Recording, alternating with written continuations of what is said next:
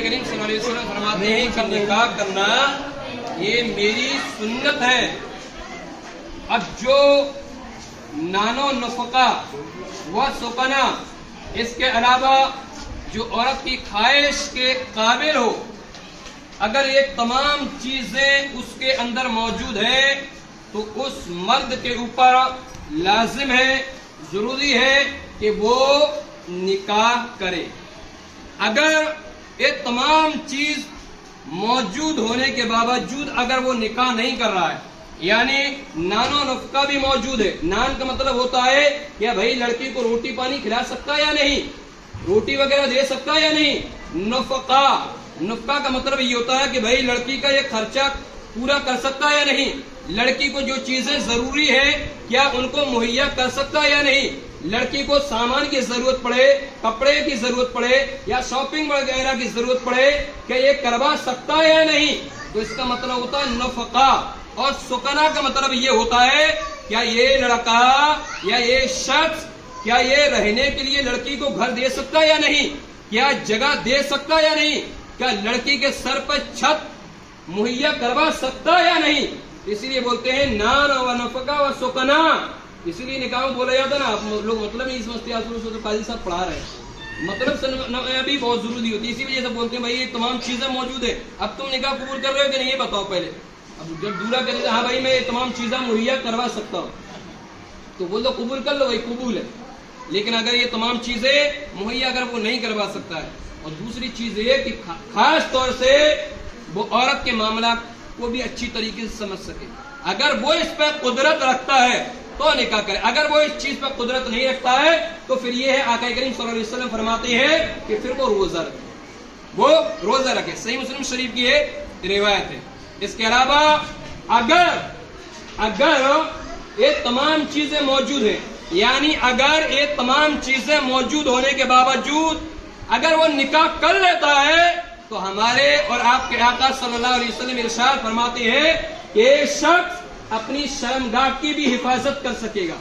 اس کے علاوہ برے راستوں سے بھی یہ بچ سکے گا، کیونکہ آج ہمارے معاشرے کے اندر، آج ہماری سماج کے اندر آج اتنے حالات بد نصیب ہو چکے ہیں، برے حالات ہو چکے ہیں کہ آج گھر سے لڑکی کا نکلنا دشوار ہو گیا ہے. اس کے علاوہ لڑکی تو لڑکی، خیر ہمیں اپنے بچوں پہ بھی بھروسہ اب نہیں رہا، کیونکہ بچہ ہمارا گھر سے تو یہ کہہ کے جاتا بھائی کہ پاپا میں کالج کے لیے جا رہا ہوں، ماں میں اسکول کے لیے جا رہا ہوں، میں تعلیم حاصل کرنے کے لیے جا رہا ہوں، میں گیان پراپت کرنے کے لیے جا رہا ہوں. لیکن حقیقت کیا ہے یہ تو صرف بچہ ہی جان سکتا ہے اس کی حقیقت کیا ہے. لیکن کل ملا کے ہمارے سامنے تو حالات ایسے ہیں کہ حالات اچھا نہیں ہے. نہ تو ایک لڑکی اپنی عزت محفوظ رکھ سکتی ہے، نہ وہ لڑکی گھر سے باہر جا سکتی ہے. وہ گھر سے باہر قدم رکھنے سے پہلے 100 مرتبہ سوچتی ہے، اور جب ماں باپ اس کو گھر سے باہر بھیجتے ہیں تو وہ بھی سوچتے ہیں کہ ہماری بچی جو حفاظت کے ساتھ جا رہی ہے، ہماری بچی جو محفوظ جا رہی ہے کہ یہ محفوظ آئے گی یا نہیں یہ نہیں معلوم. اگر ہم یہ نکاح کر لیتے ہیں، کیونکہ آقا کریم صلی اللہ علیہ وسلم تو سب کچھ جان رہے تھے، میرے آقا تو سب کچھ جان رہے تھے، اس لیے میرے آقا نے فرمایا کہ نکاح کرو. اگر تم نکاح کر لیتے ہو تو تمام چیزوں سے، برائیوں سے آپ دور رہو گے. ایک بڑا پیارا واقعہ سنا رہا ہوں، مسند امام احمد کے اندر یہ روایت موجود ہے کہ حضرت جلیب رضی اللہ تعالیٰ ایک صحابی رسول، اور کون سے؟ ایک انصاری صحابی آقا کریم صلی اللہ علیہ وسلم کے پاس آئے. یہ کوئی مالدار نہیں تھے، یہ کوئی دبدبہ اور حکومت والے نہیں تھے، غریب صحابی، اور چہرہ بھی ان کا سانولا تھا، کوئی خوبصورت نہیں تھے اور کوئی گورے بھورے نہیں تھے، سانولے تھے. میرے اور آپ کے آقا نے فرمایا کہ صحابی کیا تم نکاح کرنا چاہو گے؟ کیا تم نکاح کرنا چاہو گے؟ آقا کریم نے 3 مرتبہ کہا کیا تم نکاح کرنا چاہو گے؟ انہوں نے کہا یا رسول اللہ اگر نکاح کرنا بول بھی دوں تو یا رسول اللہ میں تو کالا ہوں، میں تو سانولا ہوں، میرے ساتھ نکاح کون کرے گا؟ میرے آقا نے فرمایا صحابی کیا تم نکاح کرنا چاہو گے؟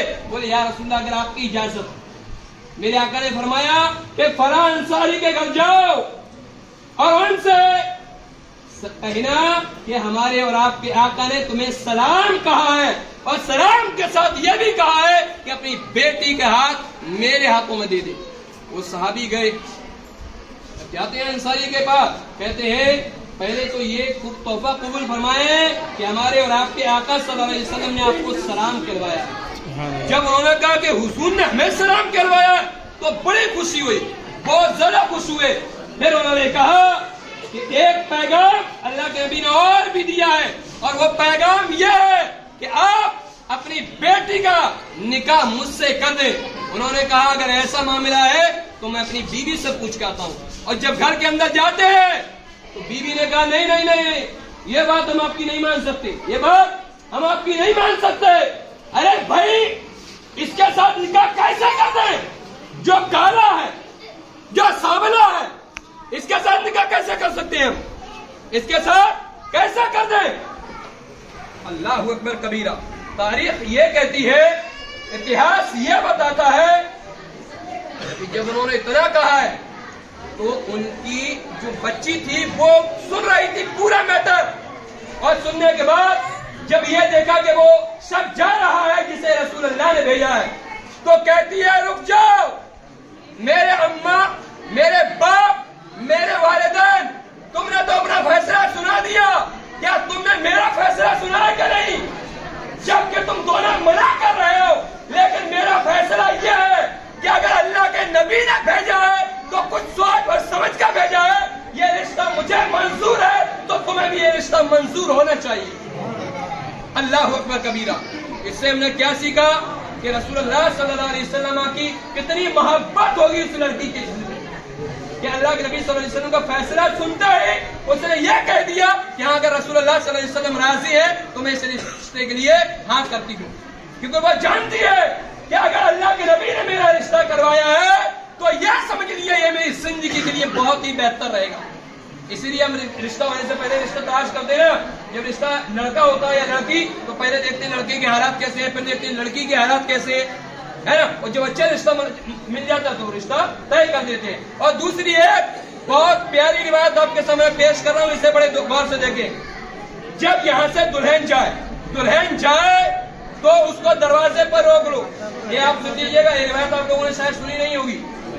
دلہن کو گیٹ پر روک لو، اور روکنے کے بعد دلہن کے دونوں پیر دھلواؤ، دلہن کے دونوں پیر دھلواؤ، اور پیر دھلنے کے بعد جو پانی ملے، جو پانی بچے، اس پانی کو گھر کے تمام کونوں میں چھڑکوا دو۔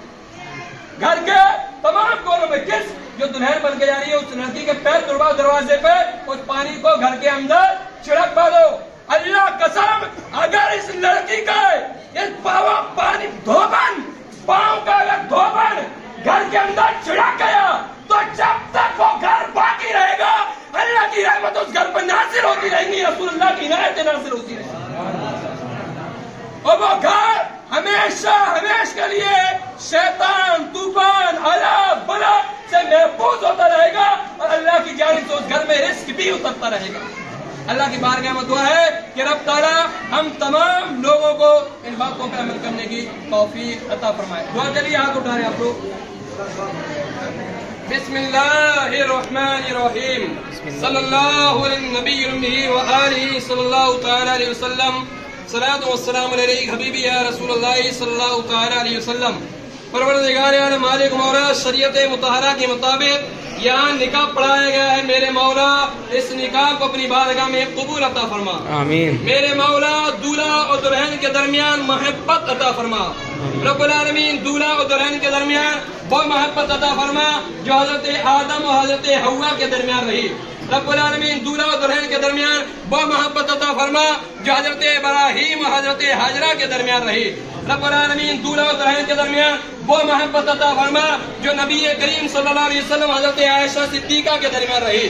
رب العالمین دولہا اور دلہن کے درمیان وہ محبت عطا فرما جو مصطفیٰ کریم صلی اللہ علیہ وسلم اور حضرت خدیجہ الکبریٰ کے درمیان رہی۔ رب العالمین دولہا اور دلہن کے درمیان وہ محبت عطا فرما جو حضرت علی شیر خدا مشکل کشا اور سیدہ فاطمہ کے درمیان رہی۔ رب العالمین العالمین دولہا دلہن کو سیدھے راستے پر چلنے کی توفیق عطا فرما. رب العالمین ان کی نسلوں میں برکت عطا فرما. رب العالمین ان کی آنے والی جو نسل ہو اسے بھی اہدنا الصراط المستقیم پر چلنے کی توفیق عطا فرما. میرے مولا ان کے دلوں میں جو بھی جائز مراد ہو میرے پروردگار دولہا و دلہن کی جو بھی جائز مراد ہو اللہ تو اپنی بارگاہ عالیہ میں قبول عطا فرما. رب العالمین یہاں جتنے بھی حاضرین ہیں ان تمام کی حاضری کو اپنی بارگاہ میں قبول عطا فرما. ان اللہ و ملائکتہ یصلون علی النبی یا ایھا الذین آمنوا صلوا علیہ وسلموا تسلیما. اللهم صل على سيدنا وعلى صلی اللہ علی النبی الامی وآلہ صلی اللہ تعالی علیہ وسلم. صلاۃ و سلام علیک حبیبی یا رسول اللہ صلی اللہ تعالی علیہ وسلم. وصلی اللہ تعالی علی خیر خلقہ ونور عرشہ محمد وعلی آلہ وصحبہ اجمعین برحمتک یا ارحم الراحمین. حق لا الہ الا اللہ محمد رسول